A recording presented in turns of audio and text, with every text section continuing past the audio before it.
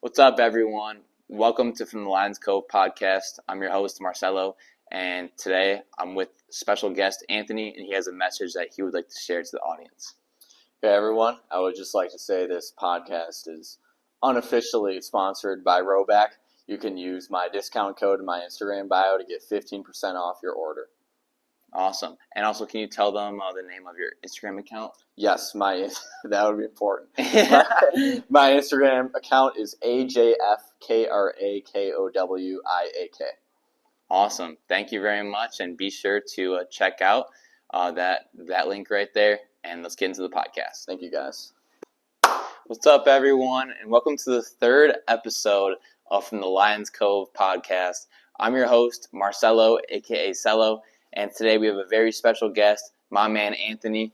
Anthony, welcome to the podcast, my man. Thank you, Marcelo. Super excited to be here. Yeah, well, let me give you a proper intro to my man, Anthony. So he was a starter for his varsity team throughout all 4 years of high school. He earned all regional in 2019. And in 2020, he was the Oakland Hills Junior Club champion. So pretty impressive right there. He had a career low of 75 in fall of 2022, and he earned spring 2023 academic all OAC honoree. So if you talk about the all-around student athlete, this is my man Anthony right here. So yeah, thank you for joining the podcast today, my man. Absolutely, yeah. Again, really excited. Thanks for having me. Of course. So let's get this interview started. So first off, how did you get into golf, and what motivated you to pursue it competitively throughout high school? Yeah, so I got into golf when I was 6 years old. We were at a club called Western Country Club, and I remember I did just basically a junior golf program there, and that really got me into it. Just from that moment when I was 6 years old, like I just absolutely loved it. And so I did like junior programs at our club, all the way pretty much until high school, and I knew that by the time I got to high school, just because I'd practiced golf so much, I'd taken it seriously. I knew that was the sport that I wanted to play in high school. Awesome. So you said you started playing golf when you were 6 years old. So did you have any family members that played golf a lot, or like for example, would they always go to the golf course or? Definitely, yeah. So my dad played, or he plays. Yeah, he's a pretty avid golfer. And so he got me into golf, and he got my brothers into golf. So he is definitely the reason why I play golf. Thank you, Dad. So yeah, without him, I would not be a golfer. Wow, that is awesome. I know, like me, for example, I started playing basketball when I was 4 years old. So it definitely starts from a young age for sure. Definitely. So who were some of the golfers that you kind of looked up to, and who were some of the golfers in high school who you kind of played against that kind of, I guess, provided some competition, some kind of rivalry? Yeah, sure. So, I mean, along the lines of what I just said, my dad was always someone I've looked up to. I mean, he taught me golf. He's a pretty good golfer. And just when I was young, that was, obviously every kid looks up to their dad, but especially when you're playing golf and, he's teaching me how to play. So I obviously looked up to my dad. There were definitely some, PGA professionals that I look up to, obviously Tiger Woods being one of them. I love the guys who have great stories, who maybe didn't come from a lot and really just dominated. One guy, Seve Ballesteros, he's a Spanish guy. He was on the tour several years ago, but he was born in Spain. He was dirt poor, had nothing, and his brothers worked at a country club, and they brought back Seve basically it was a 5-iron with this bamboo pole attached to the club head. And this guy went to the beach every day, and he learned how to hit sand shots with this 5-iron. Wow. And from there, he became a professional golfer. He had nothing, absolutely nothing, dirt poor. And so it's guys like that inspire me and who I look up to. In high school, too, we had a good team. Especially for my high school, Division III, there were usually not a lot of talent, but I remember freshman day tryouts, there was me and 2 other guys, and our coach was like, "Oh my gosh, I've got 3 freshmen who can actually hit the ball," which is so unusual for our high school because our sports were terrible. And so those 2 guys, Joe and Jordan, we constantly, pushed each other, and Yeah. it was good competition. So that's kind of how I got better through high school too. Awesome. And yeah, like I mean that story that you just mentioned, like everyone always loves like that underdog story. Absolutely. Like they work hard, and they end up making it big, and having this big success story. I mean, that's just a beautiful. So, my next question is, how did you prepare for the golf season in high school, and what did your training schedule kind of like consist of? Like, I know myself, for example, I know over the summers, like I would spend at least like 4 hours a day training, like whether that was, I would, do 2 hours of weightlifting and then 2 hours of just cardio and then playing fives and pickup and like doing drills and stuff. So, what did your training schedule kind of like consist of? So to be honest, there's not a whole lot of training that I do for golf. It Okay. is probably one of the easiest sports on your body. Really? But I do practice a lot during the off season. The off season is the time to make swing changes because you don't want to do that during season. In season you want to be playing. So yeah, off season, I'd say my training is basically making swing changes, getting my swing where I want it to be, and my uncle's got a simulator which is close by my Okay. house. So over the Awesome. winters in high school, I'd go there and practice at his simulator. It's just 10 minutes away. It was really nice. So I could see my swing on video and just see what the ball's doing on a simulator. So it's really important to know that instead of just beating balls into a net, not knowing where the ball is going. So that's kind of how I would train in high school and Awesome. try to get better throughout the off season. So like obviously now you play at John Carroll. So is your training kind of like the same thing during like the off season? Yes, and our coach gives us specific drills that he wants us to do too. So like we'll do those. We'll send him our score or whatever it is, and we also do workouts with our strength and conditioning coach. We do those twice a week during the off season. It's a lot of like mobility and stuff like that. A little bit of weight training, but golf it's a lot about being able to separate your shoulders from your hips, and we do like exercises like that to increase your mobility and everything like that. Awesome. So like, is there any other like things that you have to do to kind of like prepare for the golf season, like aside from training? I mean, I think there's mental training too. I've never really done mental training for but I mean, mental training is so important for golf. It's like, I mean, if you have a bad hole, it's like you got to learn how to, like Ben Hogan said, golf is a game that's played between your ears, and it's like really true. So like, there's mental training and learning how to, I guess, recover from bad shots and like Right. keep your focus and do all, because that golf is as much of a mental game as it is physical. So Yeah, that is very true. So my next question is, were there any specific tournaments or matches during your high school career that had a significant impact on your development for the love of the game of golf? yeah, I would say, well, the first one you mentioned was when I won the junior club championship at Oakland Hills. That was big, and there were a lot of kids competing in that. I remember that was going into my senior year actually, Wow. and that was the first tournament I had ever won. So Really? that was like, oh wow, like this just feels great to win. Wow. So that was a great experience. I remember also my sophomore year at States, I shot an 80 the first day, which was like fantastic Jeez. at my level, and like I just remember that feeling. I had started off, I think I was basically like 9 over through 11 holes, and then I think the last 7 holes I played 1 under, and it was just a great feeling. And Wow. so that was like, I was like, wow, that was like my first tournament where like I like really played well Yeah. in high school, and it's like, okay, like, and when you get that feeling of playing well, then it's like there's nothing like it. Yeah, and I mean, you were also a champion. I mean, like that was like winning like your first ever tournament was probably just like the greatest feeling. It was a great feeling. Yeah. Yeah. It was fantastic. And also too, I mean, I'm sure you had tons of support from your family and teammates and friends. Definitely. So I'm sure it made that experience a whole lot better. For sure. Yeah. yeah, family teammates have always been very supportive. That's awesome. That's awesome. So obviously now you're here at John Carroll. So what was the recruiting process like for you?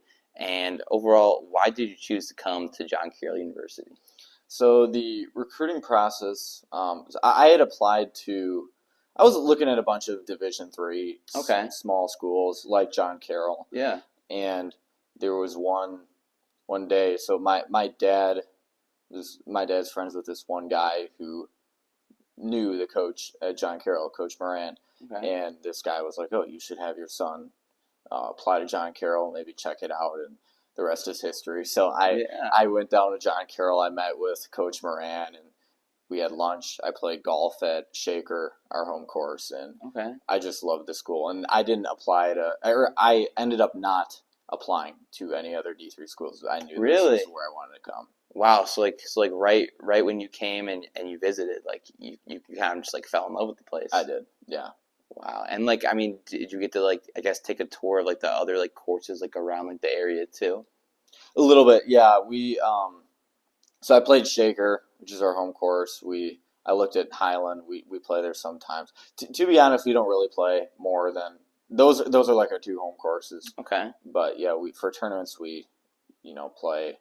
There's like a 2 hour radius that we travel around to play at tournaments. I would say, but when I was being recruited, I didn't really look at any of the other courses. Okay. So I mean, you are from Michigan. I mean, were there any other schools like in like Michigan that like had like your interests or like did you kind of want to go and like to like a different state?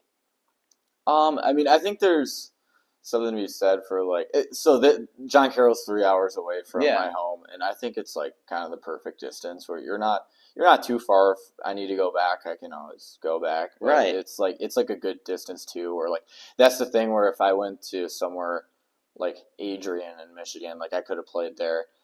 It's roughly an hour from my house, so it's almost kind of like you want to go somewhere where you can be away from home a little bit too, and Yeah. get that experience of growing up and going to college. Right. So, Right. Exactly.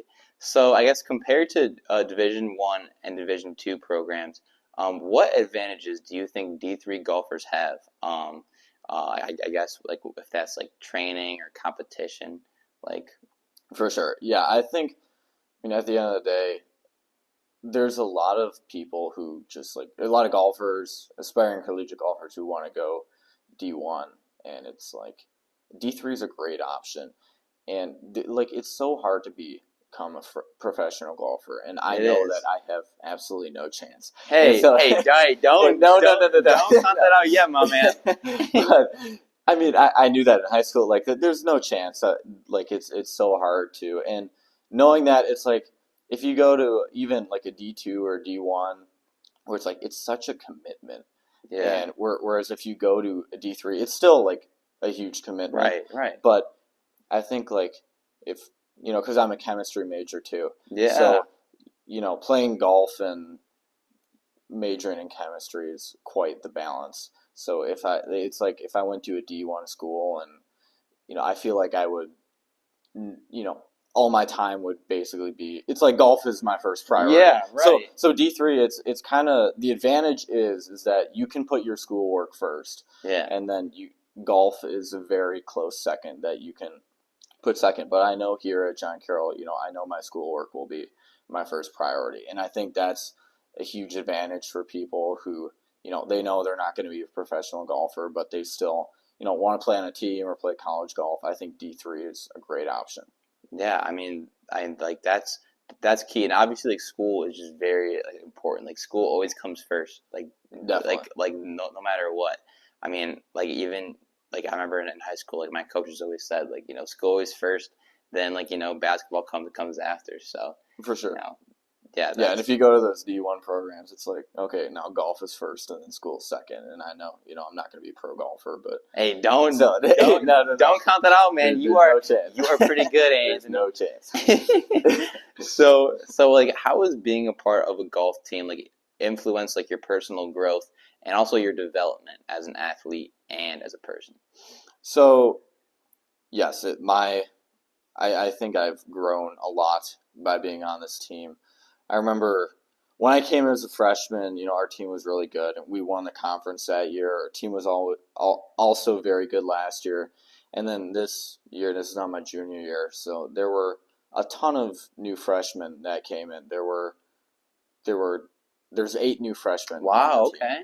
And so, everybody on the team was a little bit like, okay, like what's the deal with all these freshmen? And Yeah. we knew it's like, we're gonna have to compete. It's gonna be really competitive to try to make Yeah. the starting lineup. And I think that's somewhere where I've grown a lot is that, instead of I used to be more afraid of competition. Yeah.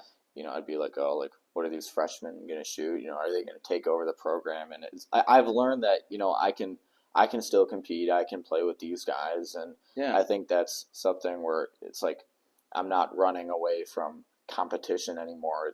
I'm Yeah. embracing it. I think that's how I've grown. Right. And also too, I mean, I'm sure they also make you like a better player too. Like, Oh, absolutely. like I'm sure they want you to succeed it, and they want to push you to really become the best golfer that you could be. Right. And the thing is, at least in the OAC, there's 2 golf schools. There's JCU and there's Otterbein.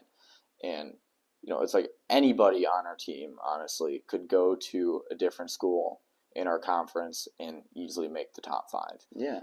But I think there's something to be said about coming here, and even if you're not in the top 5, you're still competing. And it's like if you're at another school in their top 5, you don't have a chance to win the conference. It's either JCU or it's Otterbein. So it's something to be said for coming here, even if you're not in the top 5, you're still competing, and I think that's worth a lot more. Right. And also too, I mean, I'm sure like you've learned just like a lot of like valuable lessons, like whether that's in life or whether that's in like golf. I mean, I'm sure you have a lot of experience and a lot of knowledge that you could definitely take with you into like the real world. For sure. Yeah, I'd say golf it's translatable into the real world. There's a lot of things. Oh yeah, for sure. So, how do you balance academics and athletics as a D3 athlete, and how has that impacted your approach to the game of golf? Yeah, I guess I touched on it a little bit, but yeah. So Yeah. I'm a chemistry major, Right. and for those who don't know, it is a lot of work. Hey, smart man right here, man. He is. But yeah, it's a lot of work. So you just have to be efficient. I know that probably sounds like basic, but it's like it's so true. You have to be efficient. If you have some free time, it's like you can't be just scrolling through your phone on Instagram Reels or whatever. It's like, okay, the thing about college is, you have class at maybe 9 in the morning, and then another class at 11, and then another class at 2. And it's like, so you've got that hour gap. What are you going to do with that? Are you just going to kind of screw away that time, or are you going to maybe do some homework for an hour? And Right. so I've learned, with the time that I have when I get some time, it's like, okay, you got to learn to budget your time well, and get your schoolwork done so you can focus on golf.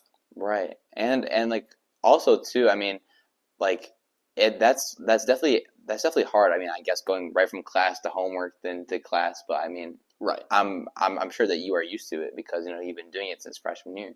Right. And I'm also more efficient when I'm busy too. So I notice that in the golf season, that's when I get the most done because I know that, okay, I got to go play 18 holes, but I also have all this homework to do. So you're having more on your plate is going to make you budget your time better, in my opinion. Right, right. I mean, I'm sure that's definitely helped some of your skills, like, time management, Definitely. organization, like Yes. all of like those like key factors. Right. Oh, definitely. For sure. That's awesome. So tell me a little bit about a day in the life as a collegiate golfer. So kind of like walk us through like let's say like a game day like for golf. Sure. So, yeah, our tournaments are almost always on the weekends. Okay. So, well, I'll start by saying, so during the week, it's usually like a lot of qualifying. So, I'll get up, I'll shower, I'll go to class, I'll do some homework. Golf practice is usually in the afternoon. Okay. Either we'll go to the range or work on my putting or short game, or we'll even just play 18 holes. So that's during the week. We qualify, get the lineup set, and then weekend comes. That's when we play our tournaments. And so we usually if the course is around here, which is usually just our home courses, then we can just drive to the course. But if not, most of the time we'll get in a van early in the morning. We'll drive to the course, and then we pretty much spend the whole day there. So Wow. that's the other thing is, when you're playing college golf, your weekends are shot because you're playing if you're playing in a tournament all weekend, Right. you get up at 8, you go to the vans, drive to the course, and then you're there and you're waiting for all 10 guys to finish, and then you come home and it's 9 o'clock and you go to bed. Wow. So that's pretty much a day when it's game day. Wow. So like, I mean, it's like when you're like playing like, in like tournaments or like I guess qualifying rounds, do you like walk or do you take the golf cart? Oh no, no, it's all walking. Really? Yeah, we're not allowed to take carts. The one time we take carts is on our spring break trip because the course is, I mean, it's like 5 or 6 days of golf, Right. and we would be like so tired by the end of Yeah. it would be impossible to walk all those courses if we didn't have carts. So that's the one time of year. It's the best time of year we get to take carts on the courses, but all the other times is we're walking, we're carrying our bags. Wow. So like it's like do you carry them or do you kind of use like that like I know I've seen at like some golf courses they have that like push one. push carts, yeah. Yeah. No, I carry mine. So, a few guys on my team use a push cart. Okay. But yeah, most of the guys carry their bags. Okay, awesome. So, I mean, I have some other questions as well. So, have you ever hit a hole-in-one before? No, I have not. Funny story though, my brother Matt just got his first hole-in-one a couple weeks ago. Yeah, so that was cool. He, it was 140 yards. I think he hit an 8-iron into the wind. So yeah, that was cool. That just happened like 3 weeks ago. Did it like bounce in, or like did it? Yeah, he said it took one bounce and then into the hole. Wow. So and he was using a JCU Pro V1, which is pretty cool. Nice. Oh my god. So yeah, so my brother has one. I have not. I have had an eagle on a par 4. So wow. Okay. So that was a hole out from 130 yards. Nice. Crazy story actually with that. It was my grandpa. He was watching me play golf, and he had stage 4 prostate cancer, and so this was the summer going into my senior year of high school, and it was his last time ever watching me golf. So on the first hole, said a little prayer, said that it could be a meaningful experience for my grandpa. I hit my drive right down the middle, about 280. And then I had 130 in, and I holed out, and it was incredible. And so my grandpa was there to witness that, and it was the last time he'd ever watched me golf. So that's a great story. I love telling that. So no hole-in-one, but I'd say that was just as good. Dude, that is a beautiful story. Yes, it was a great story. Wow. Yeah. Me, I've never hit a hole-in-one. Hey, maybe one day though. Maybe when we go golfing. Yeah. So obviously the Masters is coming up this weekend. I think it starts tomorrow, right? It does. First round's tomorrow, yeah. Awesome. So, do you have a Masters prediction? Man, I want to say, Scotty Scheffler. He's been just so consistent. Won the Players about a month ago. Runner-up at, what was it? The tournament in Texas a couple weeks ago. He's just been so consistent. He won the Masters 2 years ago. I could see him doing it again. Wow. So, yeah, and like what's crazy is that me personally, I don't really watch a whole lot of golf, but I've just seen him just everywhere. And I think he's ranked number 1, right? He is number 1, yeah. And I think he's number 1. Was he number 1 last year too?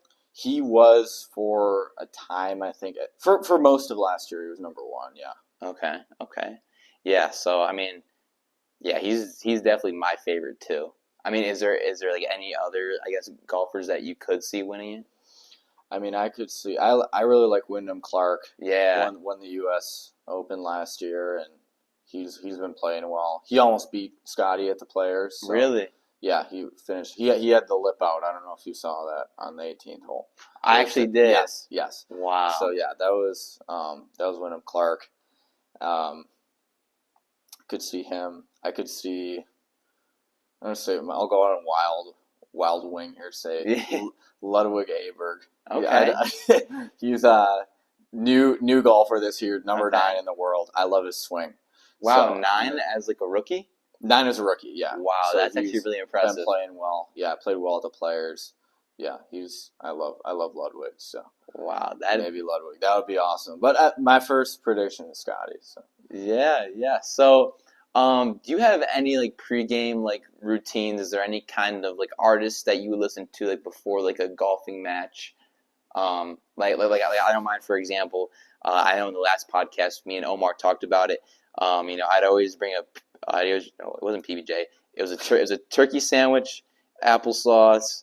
Um, oh my gosh, it was like a protein bar, and then it was something else. I don't know what it was, but I'd always have to eat those like in sure. like in order, Oh, funny. and that was like my like routine before every game. Gotcha. So this might sound crazy, but I don't listen to music before Wow. tournaments. Okay. Yeah, so just listen to the sound of nature as I'm warming up. That's awesome. Yeah, I mean, I go to the range. I don't like to hit too many balls, just like until I like to definitely end on a good shot, but Of course. sometimes you don't want to feel like you're, if you start hitting too many balls and you start hitting them bad, and it's like then you get, that starts bugging you mentally. Yeah, of course. Yeah, it's better to, I think, just hit maybe 20 balls on the range, get warmed up, and then I always, go to the putting green. If there's a spot to chip, I'll do that too, and then Awesome. time to go to the first tee. So. Sweet. So, what's your favorite course that you played at?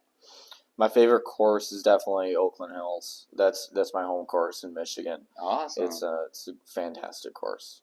Awesome. So, describe your collegiate debuts, like your first ever golf tournament here at John Carroll. Just like describe that like feeling. It was fun. I remember we played at our conference course, River Greens, and yeah, we went down. We brought the whole team. There were 17 guys who played. I didn't play well. I shot 83, but it was still. I mean, I remember I was very nervous for the tournament because it was my first time, and right. You get nervous, but first time seeing the course too, but yeah, it was. I remember our one man shot 68 for that tournament. Wow! Shout out Johnny Roeder. Yeah, wow. Yeah, but that was, and then we won the tournament. I was the 10 man, but yeah, I was nervous, but it was it was good to. From there on out, the tournaments got easier to play, and you become less nervous, and it's more of a routine thing. Right. So, do you have like a favorite golf club? Favorite golf club, and I would say probably my 7-iron. It's just really right. I mean, I don't really have a favorite golf club, but it's more like if I could only use one club, it'd probably be a 7-iron because it's probably in the middle of everything. Wow. Sometimes a good drill. I've never done this, but I've had friends who, just you go play a course with just a 7-iron or 6-iron. And that is crazy. Yeah, it teaches you how to I guess manage your misses kind of and shorten your swing and hit different shots and so. Wow. Yeah, I think my favorite club. I went golfing yesterday. I think my favorite club is the pitching wedge. Pitching wedge, okay. Yeah, like what's it called? It was like on a par 3, like 172, and I teed off with the pitching wedge, and it was awesome. It went like I think it was like a little bit short of like the green. Yeah, I mean, 172 is a long pitching wedge. Yeah, I mean, listen, I hit mine like 140. Yeah. I mean, listen, I'm not that good at golf. Or I'm not good at all, actually. But so I had a chance to like get like my first par. Mm-hmm. Okay, but then I missed like the putt. I was so upset. That's too bad. I was so upset. Have you ever had a par before? Never. You'll get it. Never had a bogey either. Okay. But, oh, really? Okay. Never. But gotcha. I've actually improved a lot since last That's year. great. That's what matters. Yeah, just keep on staying consistent with the game. Definitely. So, I have 4 more questions. Okay. But these are kind of like the last 2 of like the main ones. So, what advice would you give aspiring collegiate golfers who hope to excel both on the course and in the classroom? Sure. So, again, I touched on this earlier, but I think it's kind of the same thing where I'd really recommend D3.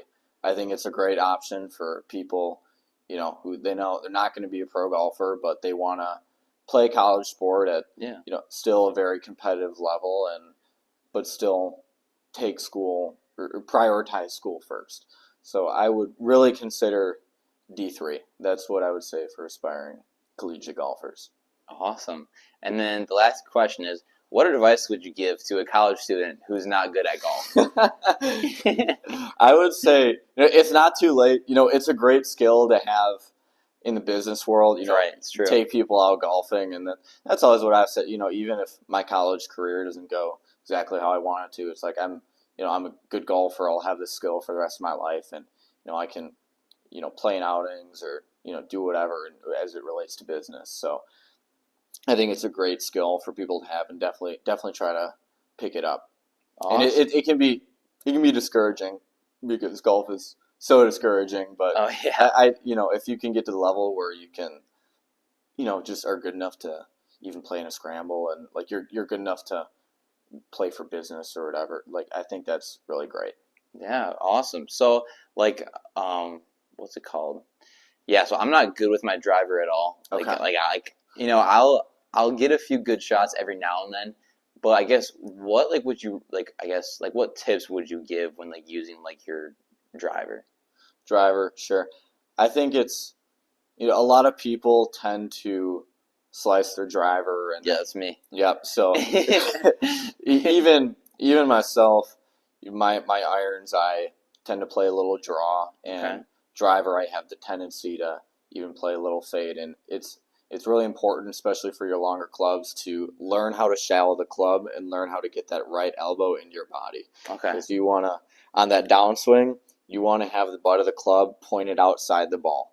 So that's called being shallow. And if you're coming down steep and cutting across it, that's how you're going to get those big slices. So it's important to learn how to shallow the club and get that right elbow in. All right, perfect. So that's what you're going to work on next time. It is. Yeah, next time I go to the range or to the golf course. Awesome. Work on shallowing the club. Yeah, just keep that right elbow in. Keep that right. It's like any sport. It's like tennis. You get that right elbow in. Throwing a football, get the right elbow in. It's golf is very similar to a lot of things. Awesome, sweet. So, all right. So now we are turning to the quote of the episode segment. Obviously, we have a quote from the great Arnold Palmer. Got his hat. Yeah. So, this quote says, "Success in this game depends less on strength of body than strength of mind and character." So how does that quote relate, to your life and within golf?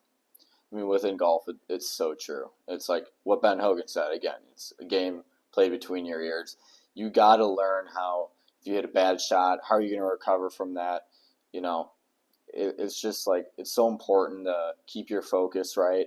And, a lot of times when I play golf, it's like I'll be so much more drained. Even if it's like a 3-day tournament, I'll be so much more drained mentally than I am physically, because it's so much just focus.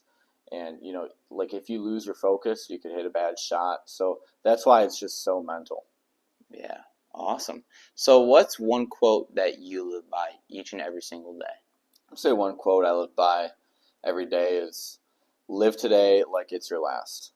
And I think, it doesn't really have to do with golf, but I think it's so important. If you just think about, you never know what's going to happen to you or your friends or your family, and you just always got to keep that in mind. So you got to live each day like it's your last, and treat the people you love with respect and be kind to others. And I think that's just so important. It's true, and also too, like always tell friends, family, others that that you love them too. Absolutely. Like that's one thing that like I always do like every single day, because like I mean that quote definitely like relates to my life too. For sure. Because and you know what, you just have to be thankful for the good, the bad, positive, the negative. Just always try to stay happy and keep a smile on your face for sure. Definitely. Awesome. All right, everyone. So shout out to my man Anthony. Very blessed to have him on this podcast.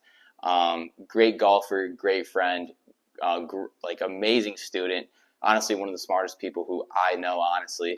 And but yeah, thank you for joining the podcast today.